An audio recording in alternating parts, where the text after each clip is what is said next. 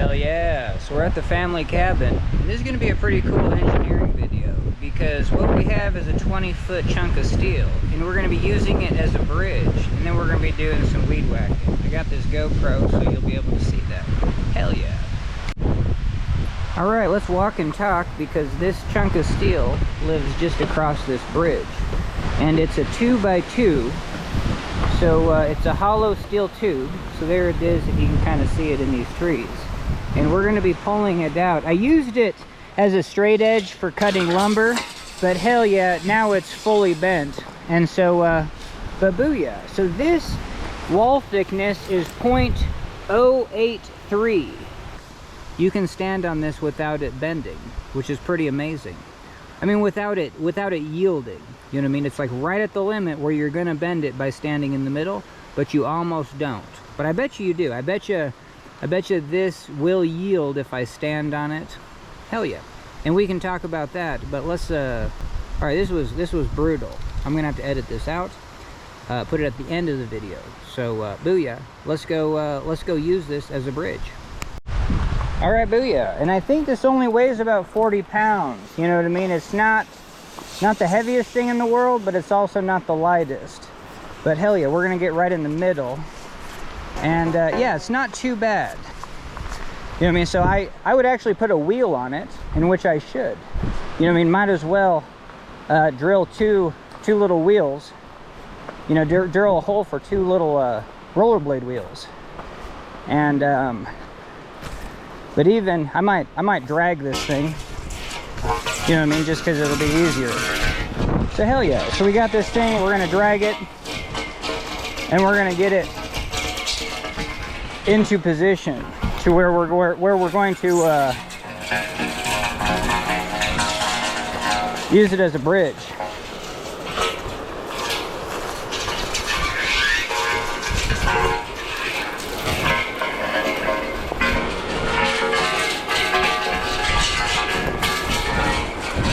Alright, so hell yeah. So we're gonna weed whack all this. You know what I mean? Just so we have a nice little path, because this is getting hella overgrown. But then we also have this little island out here. So I actually don't even need this length. It's longer than I actually need. All right, but we're just gonna cross right here. So hell yeah, it should be really easy to get this thing over there. And honestly, you know what I mean? I'm totally fine. Whoa. It's still pretty heavy though. Yeah, that's not working. All right, that didn't work at all. All right, so we're just gonna do the old heave-ho.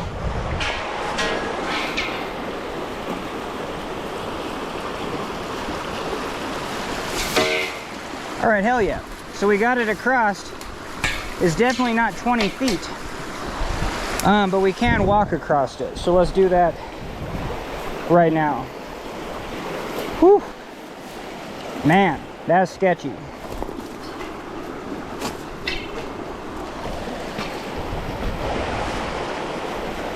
Holy Toledo. This is not going to work because, well, no, it should work. Hell yeah. I just need something to hang on to. All right, that worked. Booyah, it's just really unstable. But hell yeah, we did it. Oh yeah, it's super unstable. Oh yeah, it just wants to roll.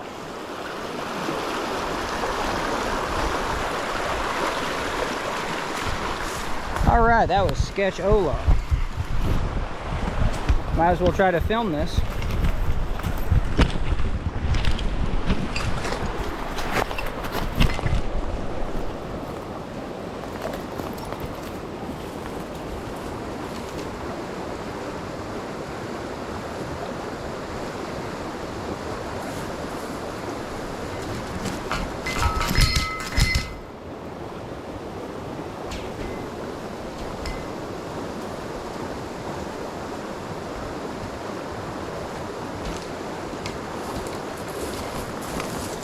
Hell yeah. Alright, hell yeah. So here's the weed whacker, and we do have some modifications on this because this this comes with these kind of standard lines, and so if we just kind of push one out, what I recommend is getting just, you know what I mean, what is this, 180 feet?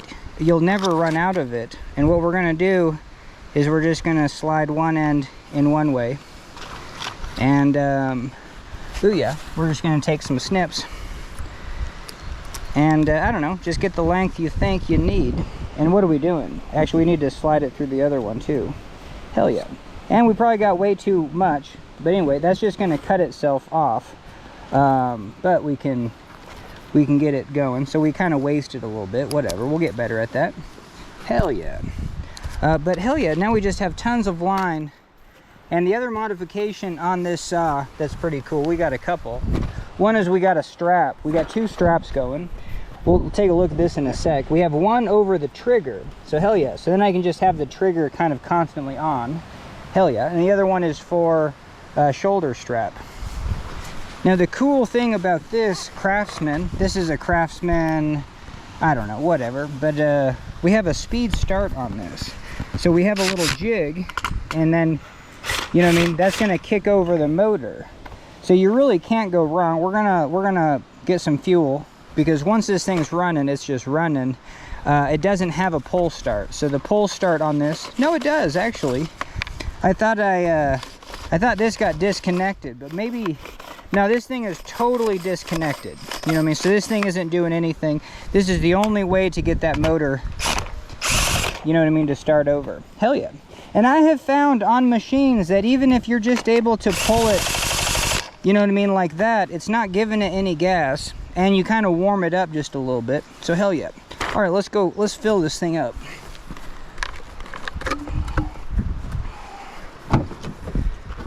This is where you don't, I mean, if this is your big can, you don't, I only have 1.5 gallons in this, and it still is going to be way too fast, but we'll see if we can get it. All right, hell yeah. Yep, that's going to be way too fast. And we made a modification on this. This was for a different video, but this thing did not seal. And the reason why it didn't seal is because it's almost like a pipe thread. Like the threads would get too tight before it would actually seat. So what I did was just chop this thing down. It's way thinner now. And now when I go to screw it on, I can easily bottom it out. And when it bottoms out, it's going to bottom flush, because I was having, that's a big deal on these, is they leak. All right, hell yeah. So we're going to pump it. And this is like, hey, start in 1, move to 2, and then go to 3. And so, and that thing's going to be firing up. And it does need to warm up just for a little bit. So we're going to go to 1. We're going to go to 2. See, it didn't kick over.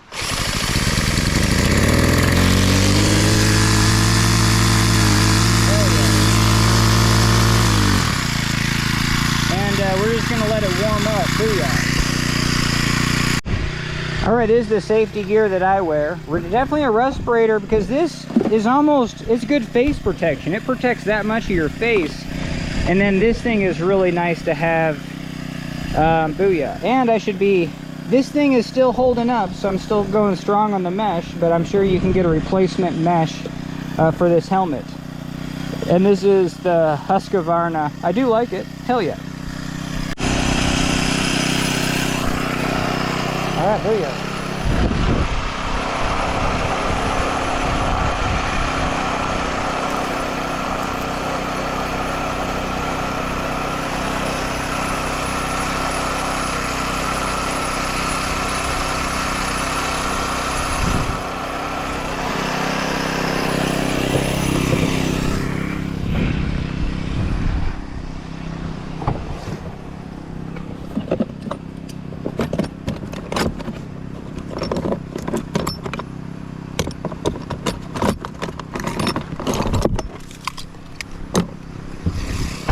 All right, I'm gonna bring these 2 tools, because this thing gets so clogged that it's just nice to be able to come in here and, you know what I mean, like pinch or do something to unclog it. So definitely pinching, I think, is pretty good to get rid of that stuff, pinching and pulling. Or you can come in here and cut it all the way across. because this is the Achilles heel. All right, hell yeah.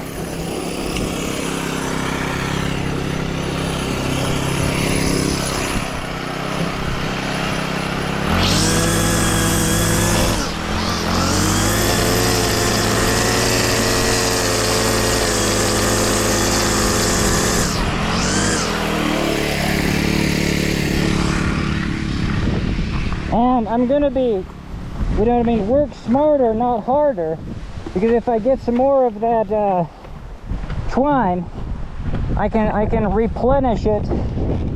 I might have to replenish the twine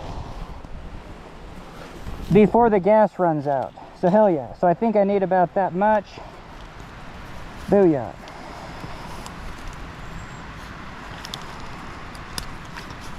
Hell yeah, let's do it. And might as well get a couple of these, because my plan is to go pretty hard today. All right, hell yeah, let's do it.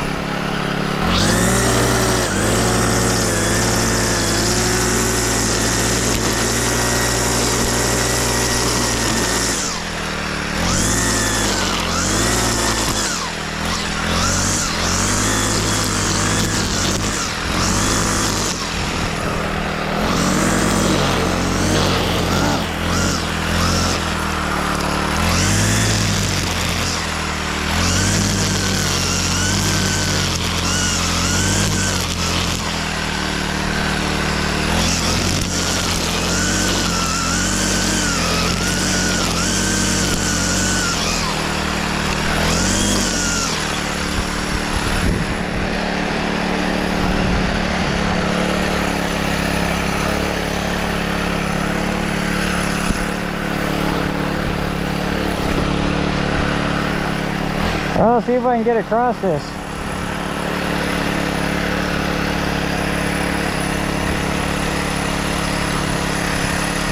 Hell yeah. Alright, hell yeah. And then so I do have this shoulder strap. So we're going to put the shoulder strap on.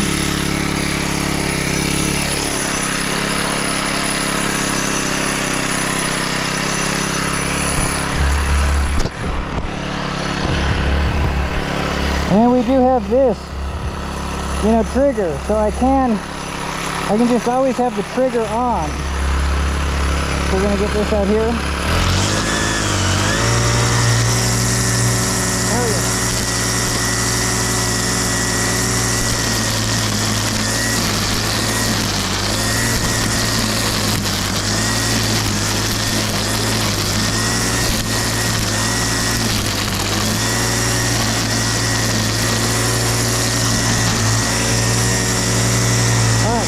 So I need to adjust this correct. Just a little bit. Hold it up. Hold it. And get this trigger back on.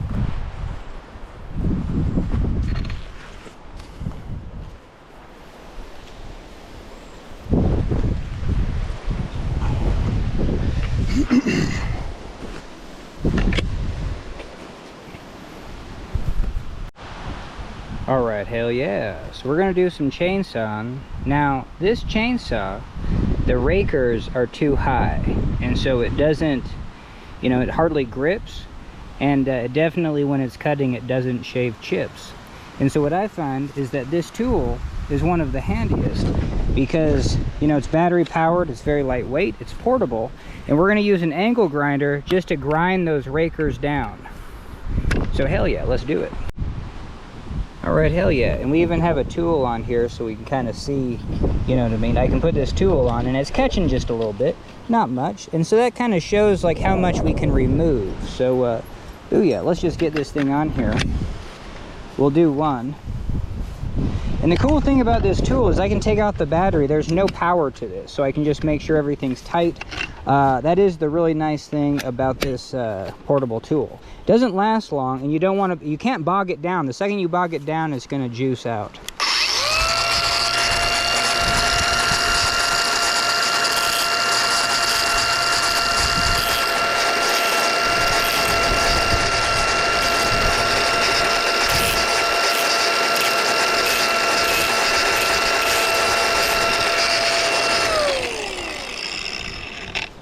All right, so I did two, so we're gonna get in here and kind of see, you know what I mean, how low did we go.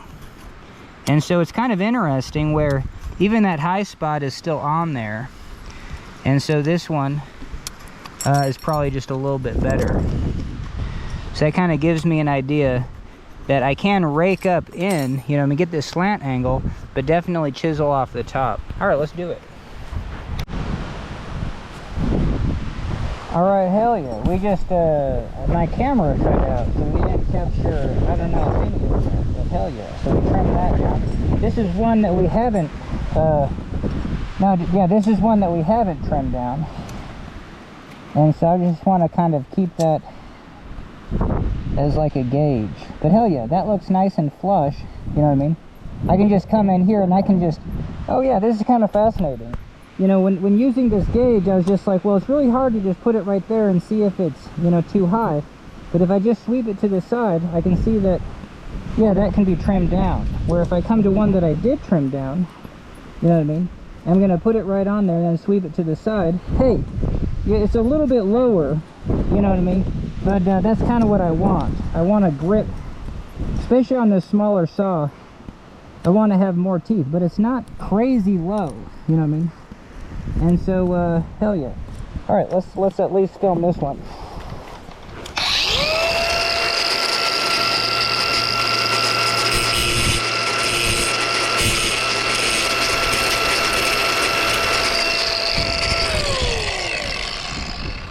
All right, that one I went a little bit soft on, and we can see that, heck yeah, you can just get kind of like a crispy rake, you know, just real fast.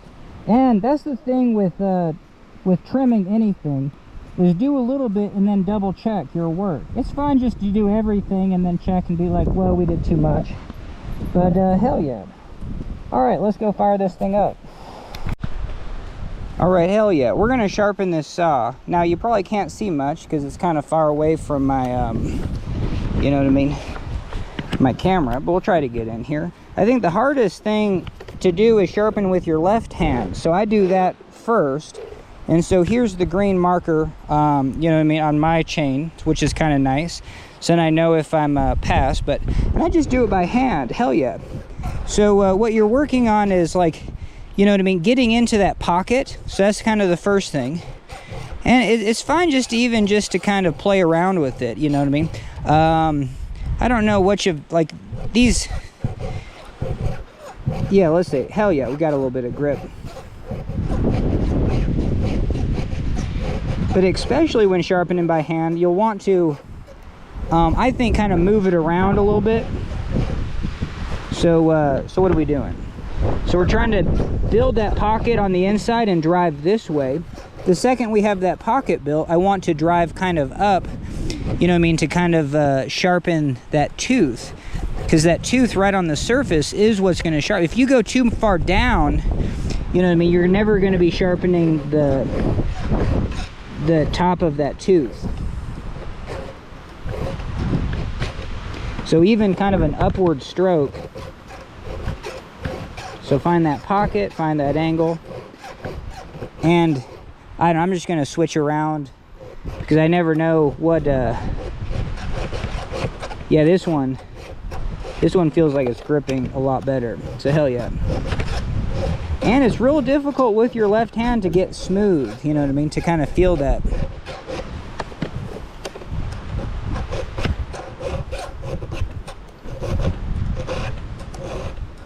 And this chain is kind of chowdered, so hell yeah, anything will help. But I think, you know what I mean, kind of smooth that pocket, move this way, and then kind of move up is kind of the game plan. Especially finishing up, because you're trying to sharpen that last, that flat. All right, but hell yeah, because you can get kind of burrs in that groove, so kind of follow the groove, work your way back into the groove, and then up. All right, hell yeah. We're just gonna do this on repeat. And that's the crazy thing, is like with your left hand, it's, I don't know, like my coordination isn't the greatest. But with welding, we try to do as much stuff, like even brush the teeth left-handed. It's really good for your dexterity, ambidexterity.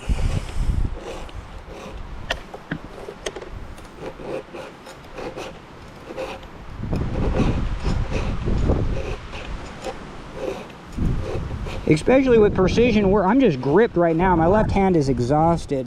Where on my right hand, hell yeah, we just got so much more skill. Where proprioception, you kind of know exactly where things are. And you're like, booyah. But yeah, anything will help on this chain. All right, we're almost done, but whew, this is brutal. But I think we did pretty good.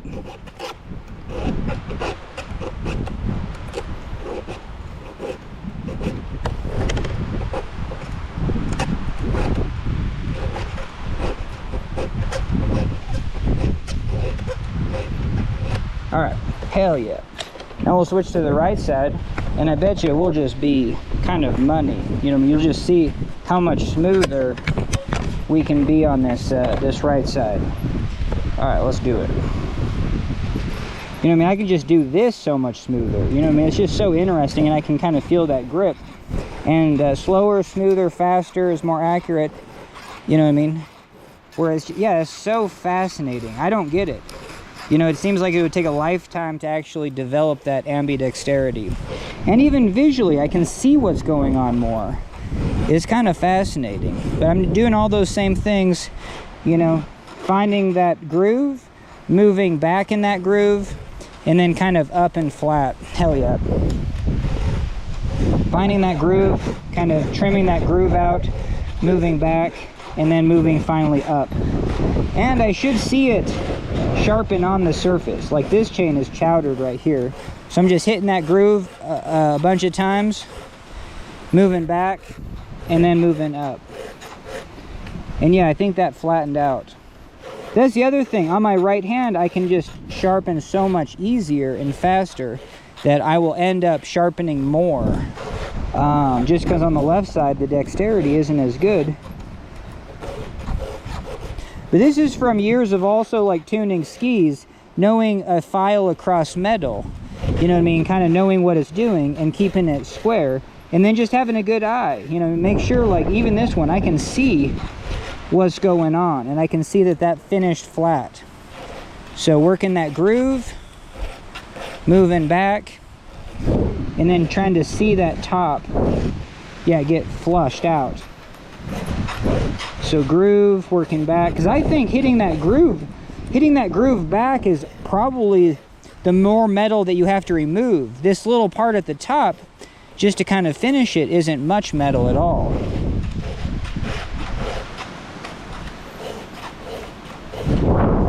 But you might go too far. You might groove it so far back that that little the biting part you're missing. So kind of finishing with this upstroke, up and flat, just gets you a little bit higher. You know what I mean? So I can, you know, groove it out,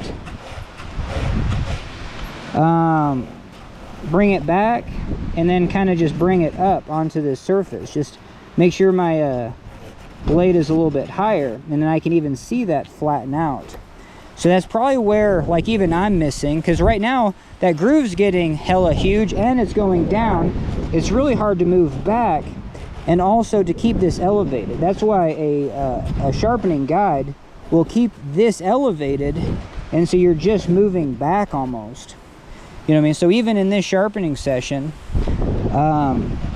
you know, I'm keeping this higher and just pulled back is probably the fastest way to sharpen the chain, and that makes so much sense. It's like when I sharpen next time around, all I have to do is just kind of lift this thing up and get that to square out.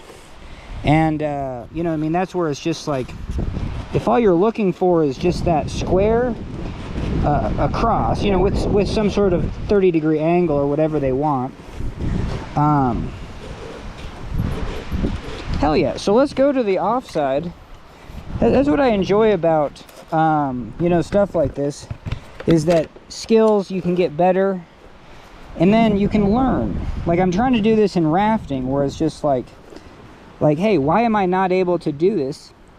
But you know, I'm paying attention on this and it looks pretty good. See, it's just it's doesn't slide across as smooth. You know, it wants to bite where I don't want it to bite. And I don't know how you improve that skill. You know what I mean? Just with time. But hell yeah, I'm just really lifting up on this sharpening file. See, but yes, it's really difficult, the offside. I don't know why. I'm hitting it like right in there and it's just gripping too much. So why this way is because I'm just allowing it to. And maybe this file also is messed. Is there a potential that this file, the way the teeth are twisted, like it shaves one way but not the other? Like if I went this way with it, would I be having the same issue? Yeah, that's fascinating. So if I go this way with it, it's smooth. Nah, I don't know. But yeah, just the left hand it's real tricky to get dialed in. All right, we better get going though. All right, so I think we're done. Plenty sharp. And that's the other thing with this saw. Sometimes it doesn't start. So hell yeah, let me turn off and on the camera and we'll see what we can do to get it to start. All right, hell yeah. So if you have back pain, like I do, every win where you can have less back pain, hell yeah. So what we have is we're gonna do some chainsawing, and chaps are really heavy and they pull down on my waist, and there is nothing worse for my lower back pain than just like even belts, you know what I mean? So I always wear suspenders. I wear oversized Carhartts, and this is just a quick thing. I have these suspenders on my Carhartt, and what I did is I just took the suspenders from my Carhartt and then I just clipped in to the top of my chaps, and that kind of just supports the chaps. Now if I don't use these Carhartts and I'm just wearing shorts and chaps, then I'll take these suspenders and just put them on the chaps. But this is just a quick tip that hell yeah, throw your chaps on. All you have to do is just move your suspender from your pants to your chaps, and then it just supports, you know what I mean? And having things hang off the chest is just way better on my back pain than having things hang off the waist. All right, hell yeah. All right, hell yeah. So we have our chainsaw, and sometimes this thing doesn't start. So I'm gonna show you that with just a quick strap. Now this is kind of a dangerous thing to do, but we're gonna just put a strap around here. Maybe get to that in a sec. There's a chance this thing will just fire up. So we got the brake on. We're gonna put it in the choke position. Now my chainsaw doesn't have any like fuel, so you know what I mean, it's supposed to throw fuel in there and spark. We'll see if it does. And then once it does kick over, I just push it here, pull it a couple more times, it should start up. Now if it doesn't start up, you know what I mean, we're kind of screwed. So then what we do is we put it into run, put our finger. Now you can just do that, but sometimes my chainsaw hasn't worked. So definitely put it into run and have the trigger going. But when you have that, it's kind of dangerous, you know what I mean, because your saw's flopping around and everything. And so what we can do is we can put this on, you know, over the trigger, You know what I mean? So there you go. So now it's in the full run position. You know what I mean? Just practice with this so you can flip it off so it's not just going to go too crazy on you. But hell yeah. So we're going to have that. Now that's in full run. Now the chain's going to go, well, the brake is on. But now I can really put down pressure and then just fire it a few times. So what I'm going to do is I'm going to put it into the off position. And I'm gonna crank it just a couple times. I swear this is helpful, but no, let's just do it. Let's just do it like normal, see if it works. But hell yeah, I think sometimes, you know, just being in this neutral position, and then pulling it over a couple times. Let's try it. 1, 2, 3, 4, and then doing your whole process. So maybe that just kind of warms it up just a little bit. Hell yeah. All right, we should just be started. All right, so hell yeah. So we did not have to use any of those tricks, but I've had to use those tricks before. Now, if you want one more trick, what I have done that really helped was to remove this muffler and then spray in some starter fluid and then get it to kick over. You know, using that same process. Finger on the trigger, throw in that fluid, and then just pull it till it goes, and then let it warm up, and then go put back the muffler. All right, hell yeah.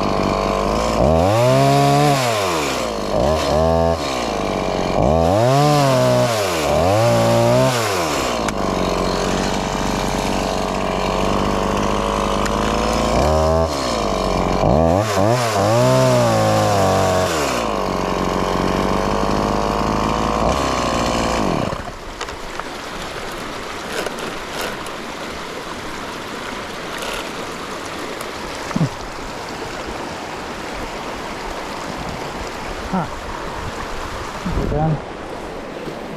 Yes.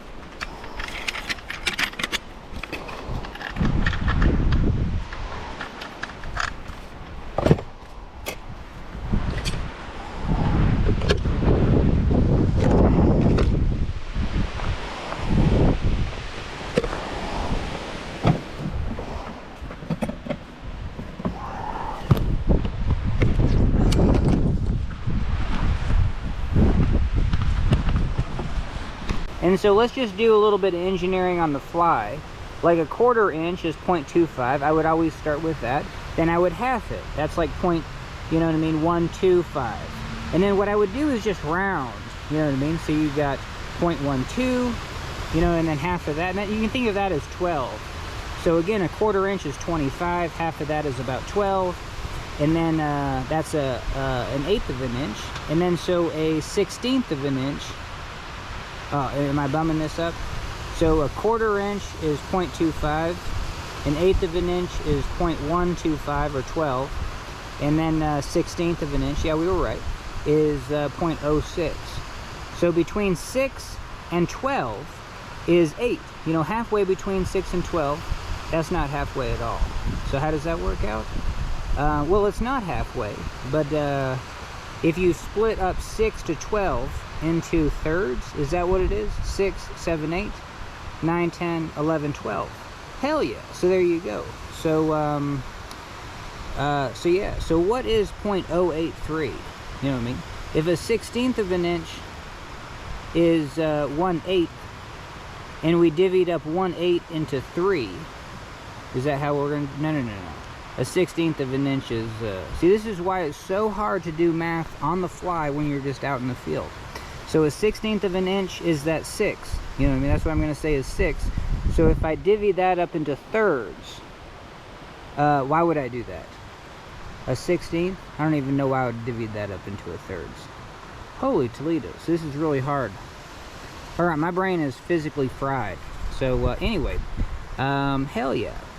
But what is this wall thickness? Just in like normal units. Because if a 1/16 of an inch is 0.06, and then I had 2/16, I would double it. If I divvied up a 16 in half, then I would have like 0.03. And how do you get to 0.08? Isn't this just 3 30-seconds? That's what I thought it was. All right, we gotta stop this video. I gotta think, because I'm see, this is where doing engineering on the fly is just brutal, ruthless. I have no idea what I'm talking about anymore. But hell yeah, this is 0.083. I just remembered that, and I was trying to find. I know it's bigger than a 1/16 of an inch, and then an 1/8 of an inch is 0.125. So it's halfway between a 1/16 and an 1/8. What the hell's halfway? Oh yeah, that's the reason. Yes, if it's halfway between those, I would have to divvy up 1/16, a 1/16 divided by 2, and then add, I think it's 3/32. All right, so that was absolutely brutal. I don't even know if you believe me, but this is 3/32. And the thing about this is that we can stand on it just barely, you know what I mean? At a 20-foot length,